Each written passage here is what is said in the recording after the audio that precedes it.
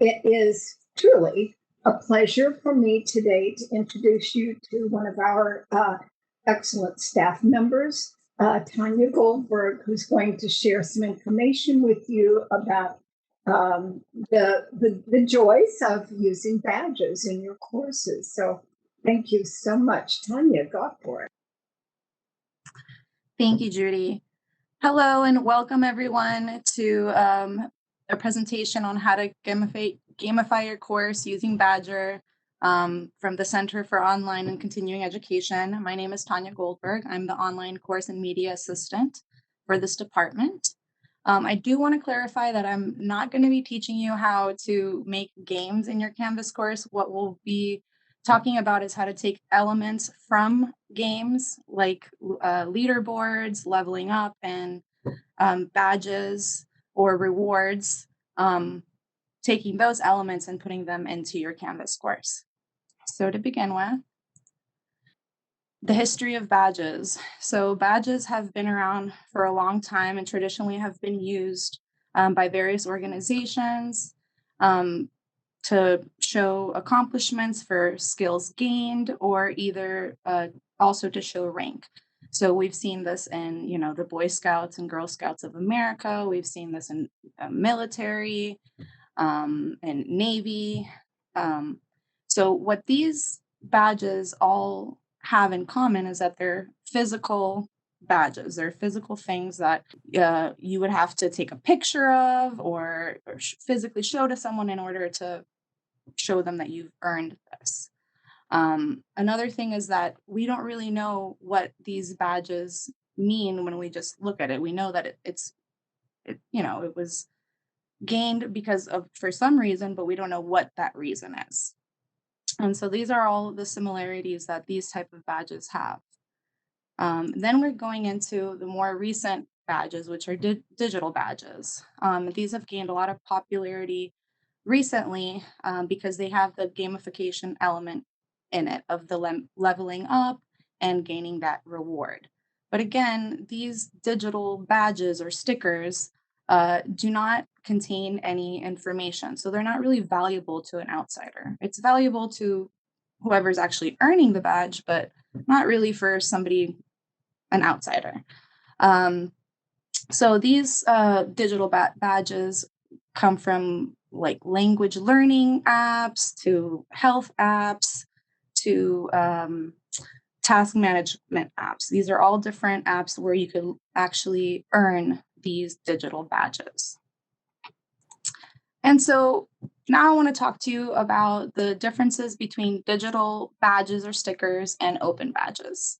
So what Badgr, which we have integrated in Canvas, or OIT has integrated for us into Canvas, are open badges, and they differ from the digital stickers because they contain metadata. So now we are going into the badges that actually are valuable and meaningful to the outsider. So these are badges that contain verifiable data that, say, a prospective employer wants to sees a badge that a student has shared, because that's another thing about these badges is that you're able to share them outside of this platform. So students could share their earned badges on LinkedIn and on Facebook or Twitter, and prospective employers could go and see these badges and then actually verify when they received the badge, what they received the badge for, the criteria for receiving the badge. And so they become way more valuable than just a digital sticker that really only means something to the earner. These open badges are actually referred to as micro credentials that serve to fill in the gaps of the learner.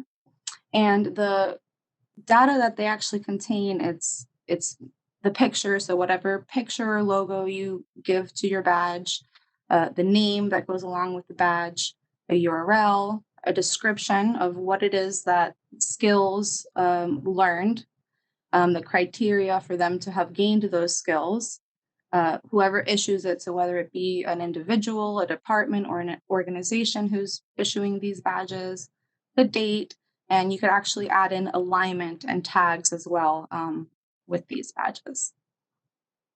Okay. And so why should we use badges? We should use badges because they recognize learners' achievement. It also gives an element of engagement, of extra engagement in your course. It's a great pedagogical tool.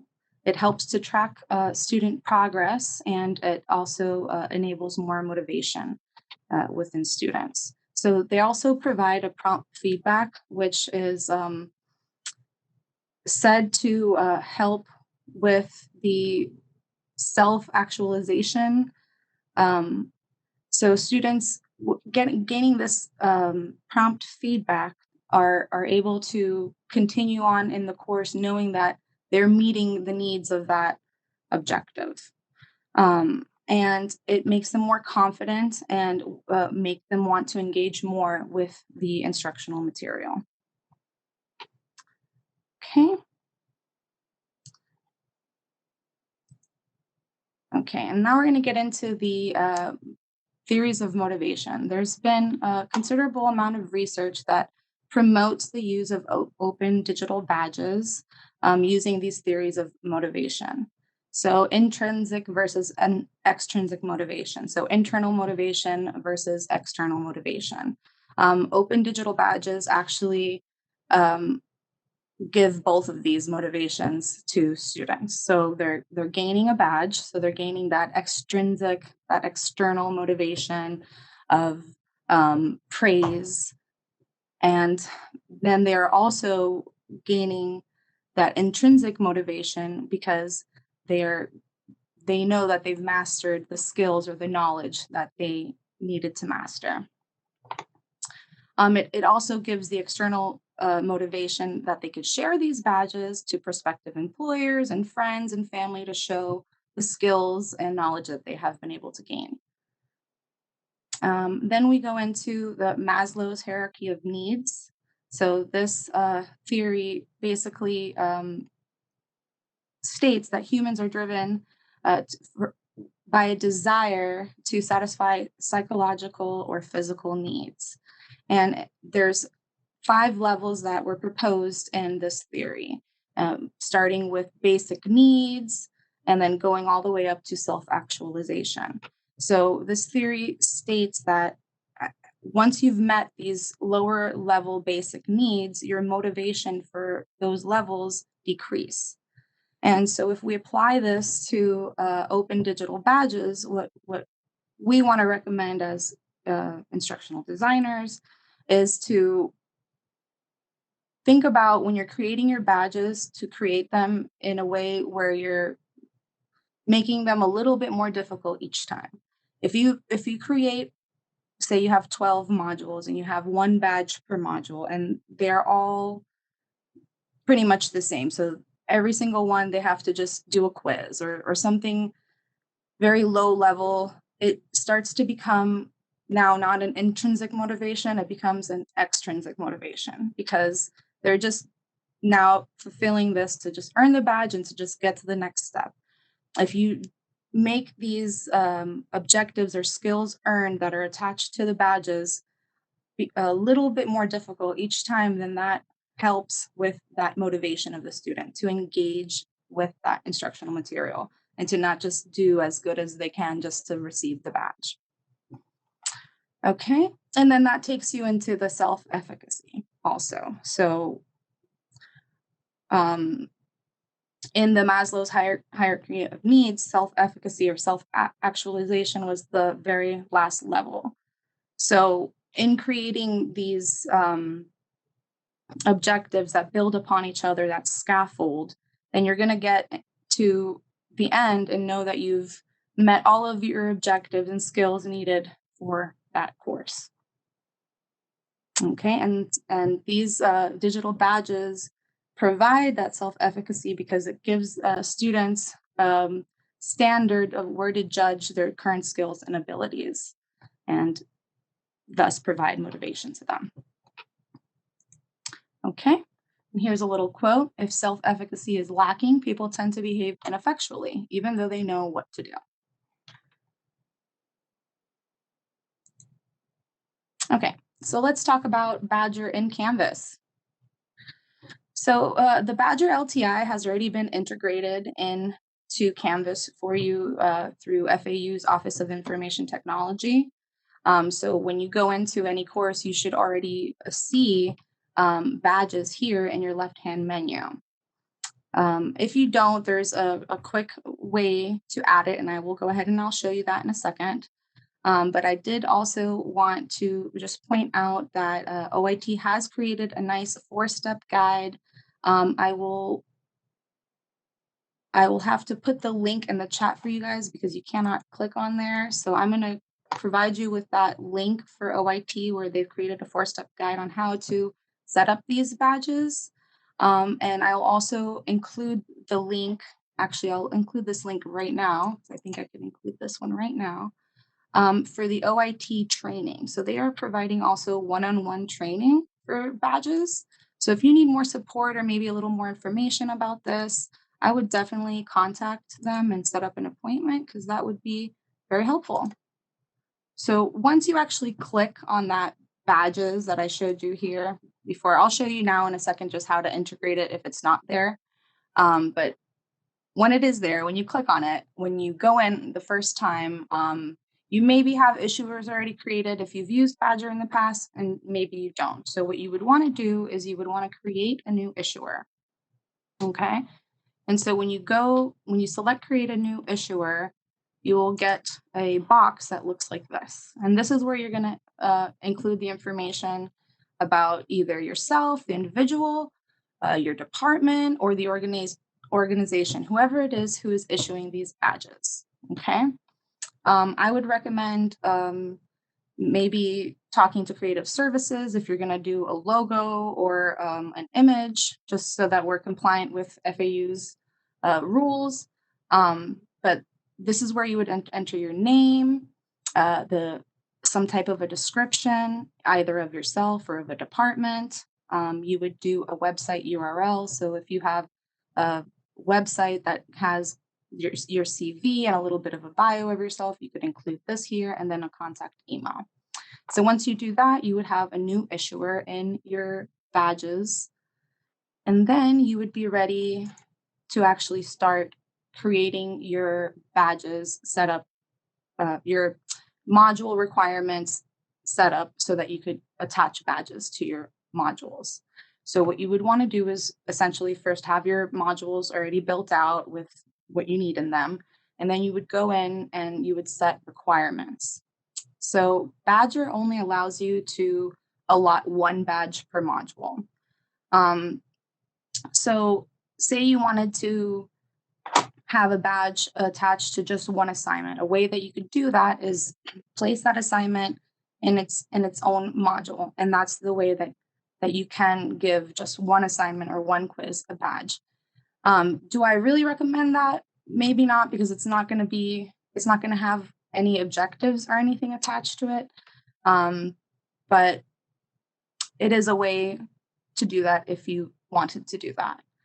So basically, to set up the requirements, what you would need to do is you would click on the little plus. And so for this, I'm going to take you to the actual course so it looks a little bit easier for you. I want to show this screen. Okay. So here we are in this test course that I created. And what you would want to do first is go to your modules, and you would want to actually add in requirements. I apologize, I clicked the wrong button. So you would want to edit, and then you would want to put in requirements. So this could be as many or as little requirements as you want. So for this badge, I have that need to score at least 80% out of 100. And for the survey, they need to score 5 out of 5. So those are the requirements set up. Now, these requirements is what actually triggers the badges, the awarding of the badges. So first, I would recommend to attach this external tool to the module. So once the student is done with all the prerequisites of that module, and they get down to that last page and they click on it, they're actually triggering Badgr to award them the badge if they, in fact, are supposed to receive it. Okay, and so you could also add prerequisites to your modules, but prerequisites won't do anything to the badges. So you just have to remember that requirements are what is needed to trigger those badges. Okay, and so once you have all your requirements set up, you would actually attach the badge to your module. And so the way to do this, and I'm going to remove that so I can show you how to do it from the beginning. So you would actually hit plus and you would go down to add an external tool. You would look for Badgr, select it, and add item. And then it's going to give you a submit badge evidence. And what I always recommend is to edit that and just give it something that is more recognizable for your students or learners. So click here to obtain badge.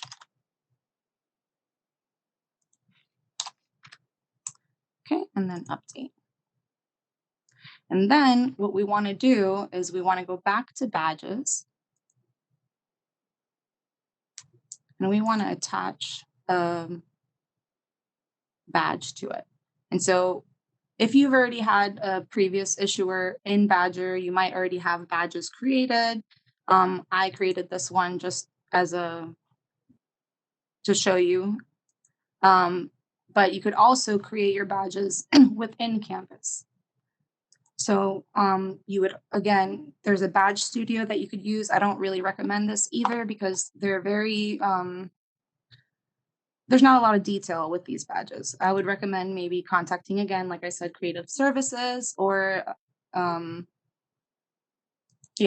best bet would probably be to contact creative services so they could help you with, the colors and the scheme and to kind of set up those badges so that they all have a theme and look alike, because that is what's recommended. Not to use that badge simulator. So basically that's how you could do it. What's great about having Badgr integrated into Canvas is that you could do everything right through Canvas. So if you don't have an issuer, you could create the issuer. If you don't have badges, you could create the badges.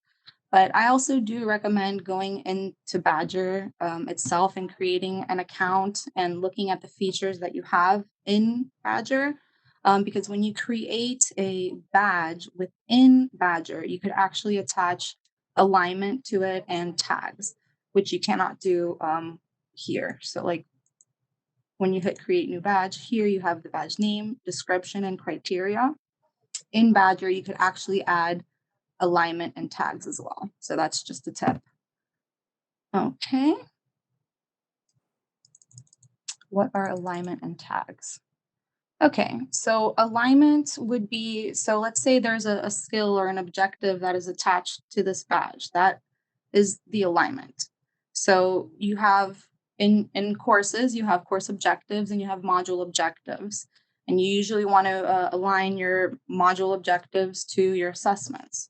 And so if we're saying, let's say in module 1, there's an exam that the students have to take, although that's very early to have an exam, but anyway, we're just speaking in theory.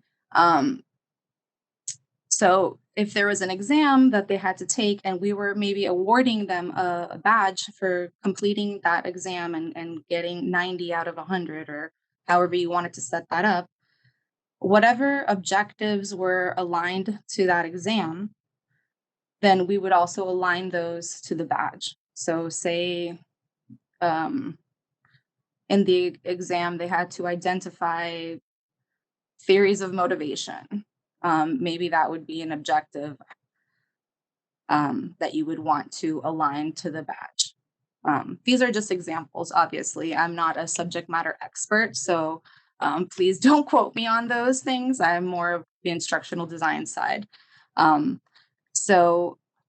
tags, so say students are going to share these badges, right? They're going to share them to Twitter, they're going to share them to Instagram, they're going to share them to LinkedIn.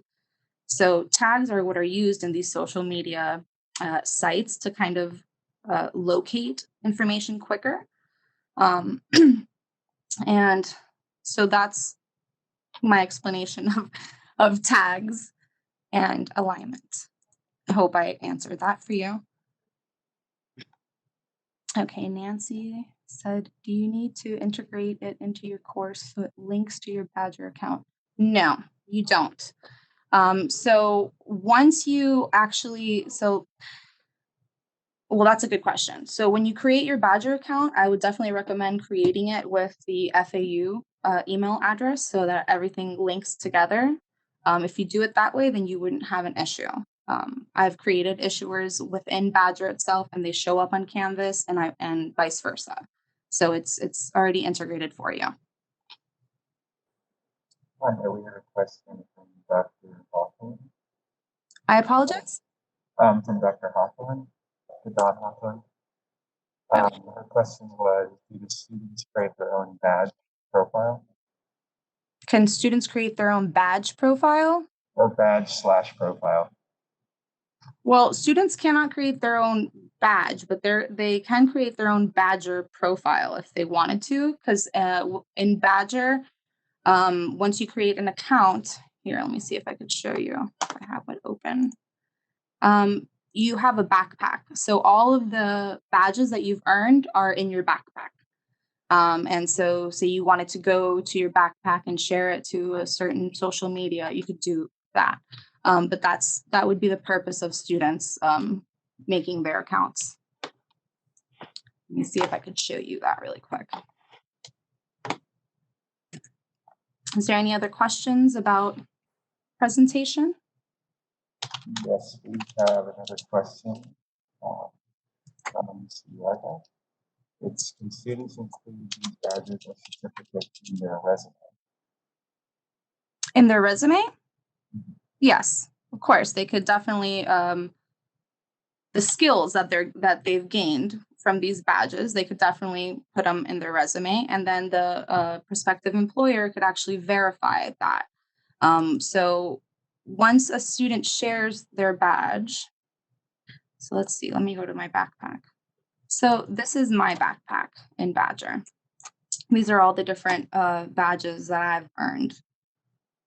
And so for example, if I wanted to share this one, I could have a link to share it. I could share it directly to any of these social media accounts. And then that's a HTML preview. So an embed code that I could put in a website or something like that. And then they would see the preview of the badge. They would see the description of the badge, so they'd be able to verify, what was actually earned with this badge, what skills. Let me see what else. Actually, if the employer were to click on the badge, it takes them directly to the badge in Badgr, and they're able to see the criteria, the description. They're able to see the description of who actually gave the badge. So if it was the department, like what credentials do they have? All right, so yeah, this would be the purpose of students creating an account in Badgr so that they could have their badges all in one nice little backpack and share them however many times they wanted to. And again, so if, let me go to this other. So an employer, when they do that and they hit view criteria, obviously this is something that I just created as an example. So the description and the criteria are not great. And this is something that you would really want to put some thought into, because this is what really makes the badge valuable, right? So you want to have a very deep description of what this badge is, what skills and knowledge this badge is providing to your learner, and exactly detail out the criteria of what it is that they needed to do in order to receive that badge. You could even put examples in there and like really make it a rich description and criteria. And this is what really makes this become valuable to students and to outsiders. Okay. I don't know if anybody else has any other questions. We have another question from Dr. Mai. It's, what name do you give for the issuer description when setting up? What name do you give for the issuer in the description, the issuer description? So that really depends on the issuer, right? So at our department, our department is the issuer. So we are describing our department and what it is, our mission and all that. So it really depends on if it's going to be an individual, a department, or an organization who's awarding these badges. I would just, again, make sure that it's a rich description, that it shows your credentials. It shows that you awarding these badges actually means something, right? Because like if I set up a Badgr account, and I just started awarding badges to people, that's not going to be valuable. Like it doesn't matter if Tanya Goldberg awarded a badge, like what does that mean? But when you have credentials and you're able to show these credentials, then it becomes valuable. So in that description, I would just, again, write a rich description of yourself. You could link your website, and maybe you have a website where has a bio of yourself and a CV. If you're doing this individually, that would be something that I would recommend. If it's a department, usually departments in the university, they have their own website, which has, their missions and goals and all that included there. So yeah, that's what I would do for that description. And again, as I mentioned earlier, OIT does provide one-on-one trainings for badging. So if there was anything that maybe I went over a little bit too quickly or wasn't able to explain to your need, then I'm sure a one-on-one meeting with them would be very beneficial. And they could help you, set up the issuer. They could help you set up the module badges, all that. Tanya, we have another question in the chat. Okay. From Dr. Suryaga. Question is this open to all courses we offer at FAU, right? Or do we have specific courses only for the badges? No, they're for all courses. You could add badges in every course that you have.